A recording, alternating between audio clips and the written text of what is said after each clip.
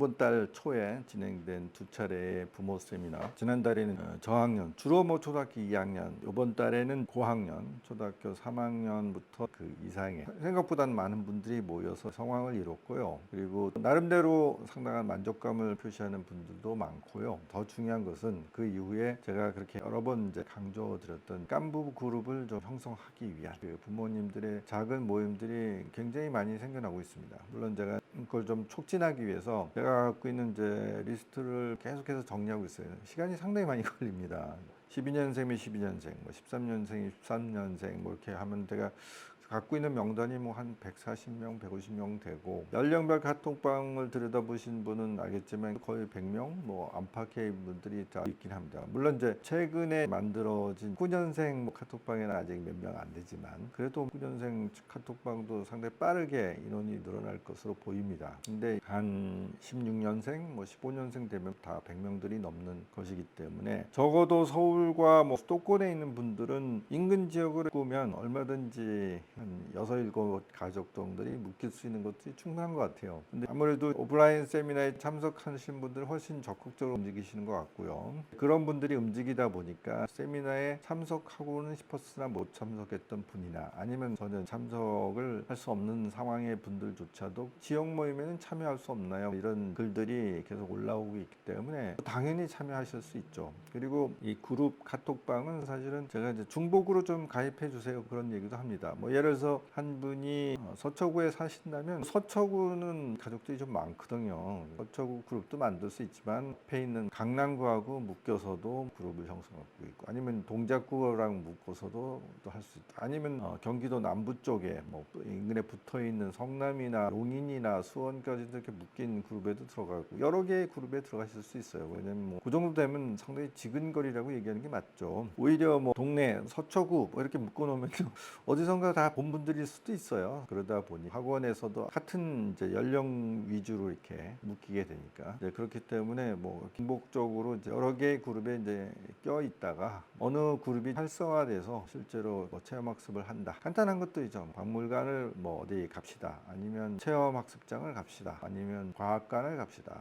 제가 권해드린 것은 천문대. 천문대 상당히 좋습니다. 몇 개의 천문대들이 꽤 있어요. 뭐 실제로 갔던 천문대는 일산 쪽으로 가는 그 길목에 송암 천문대에 갔었던 기억이 나고요.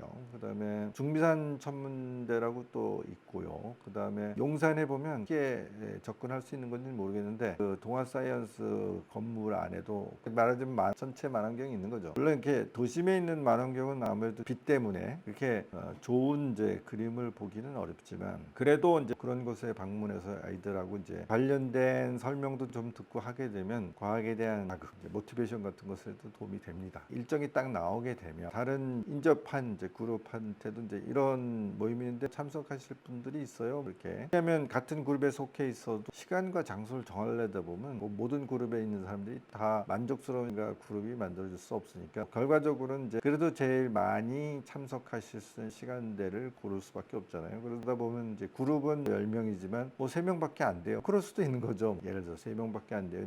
4명밖에 안 돼요. 모든 사람의 일정을 다 맞추려면 사실 불가능하고, 7, 8명 이렇게 일하다 보면 한 달 뒤, 2달 뒤에나 일정이 나오네요. 이런 상황이 되는 거죠. 근데 이렇게 걸쳐져 있으면 뭐 3명만 돼도 일단은 뭐 번개 형식으로 진행을 하고, 연접해 있는 다른 이제 지역의 그룹들한테도 알려서 거기에도 두세 가족이 같이 참여할 수 있다. 그러면 뭐 대여섯 명이 되게 되면 아이들은 훨씬 즐거운 시간을 가질 수 있거든요. 인근 지역과 중복해서 여러 개의 카톡방에 참여하시는 것도 나쁘지 않습니다. 서로 아주 친한 그룹이 자연스럽게 형성되는 게 제일 좋죠. 하지만 마음에 맞는 가족이나 아이들이 이렇게 형성되기는 쉽지 않으니까, 여러 개의 그 서클들이 중복되어 있어서 아이가 가장 마음에 드는 친구들이 많은 그룹을 자연스럽게 형성할 수 있도록 그런 기회를 준다는 차원에서는 그렇게 좀 활발하게 그룹들이 형성됐으면 좋겠고, 저도 그런 방향으로 도와드리는 이제 활동을 계속 하고 있습니다. 이게 명단을 봐서 이런 그룹이 형성되는데 참여하실래요? 제가 물어보고 답이 있으면 카톡방에 이제 따로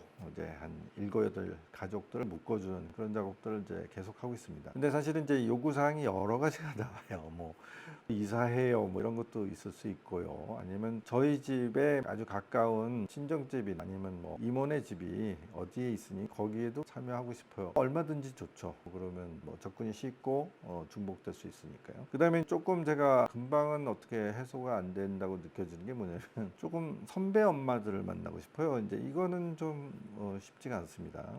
어떻게 보면 다들 선배 엄마를 만나고 싶지 내가 후배 엄마들을 만나서 이렇게 도움말을 주기는 좀 부담스러운데요. 이런 입장이 일단 기본적으로 깔리기 때문에 이게 좀 어렵습니다. 예를 들어서 동작구면 동작구 아니면 강동구면 강동구 이렇게 해가지고 거기 모임들이 쭉 있으면 뭐 11년생, 12년생, 13년생, 14년생 이렇게 쭉 묶어서 그룹을 만들면 그런 효과를 얻을 수도 있겠으나 이게 카톡방에 인원이 너무 많아지면 오히려 조용해지거든요. 100명, 뭐 150명이 들어있는 카톡방에서 우리 이거 합시다. 물론 이제 그런 성향을 가지시는 분도 있지만 대부분은 이제 부담스러워하기 때문에 그룹이 너무 커지면 오히려 활발한 이제 소통이 안 되고 결국 카톡방마다 주로 톡을 올리시는 몇 사람들 위주로 이렇게 진행되는 그런 경향도 생깁니다. 이걸 어떻게 이제 해결해야 될지에 대해서는 좀 저도 고민 중에 있는데 자연스럽게 저희가 그 오프라인 미팅이 여러 차례 여러 가지 다양한 형태로 진행이 되면 그런 부분도 자연스럽게 해소가 되지 않을까 그렇게 기대를 하고 있습니다. 근데 저도 나름대로 어떻게 하면 선배맘들을 만나서 좋은 꿀팁을 전수받을 수 있는 기회를 좀 더 활발하게 촉진할 수 있을까에 대해서는 좀 고민을 하도록 하겠습니다. 어쨌든 여러분들도 누군가가 좀 나서주기를 기대하기보다는 아주 작은 그룹을 모아서 아까 예를 들은 체험학습, 체험의 기회들 이런 것들도 가족끼리 가는 것보다는 아이들한테는 어쨌든 비슷한 연령대의 친구들 4, 5명 이상 뭐 한 10명까지는 괜찮은 것 같습니다. 물론 이제 인원이 많아지면 누군가가 또 자원봉사를 해서 애들이 사고 치지 않게 그런 부담이 생길 수는 있지만 한 6, 7명까지는 그래도 괜찮지 않을까? 사실 아이들이 많으면 말이죠. 아이들은 즐거우니까 즐겁고 여러 가지 새로운 형태의 그룹이나 아니면 친구 아주 정말 자기 마음에 쏙 드는 친구를 만날 수 확률이 좀 높아지는 효과가 있으니까 그렇게 한 7, 8명 안팎 정도 이렇게 해서 목표로 해가지고 활발한 이제 활동을 좀 전개를 주셨으면 좋겠습니다. 그리고 그런 것들이 좀 더 확장되고 촉진될 수 있는 프로그램을 지속적으로 저희들이 뭐 좀 기획을 한달까 노력을 하도록 제가 약속드리도록 하겠습니다.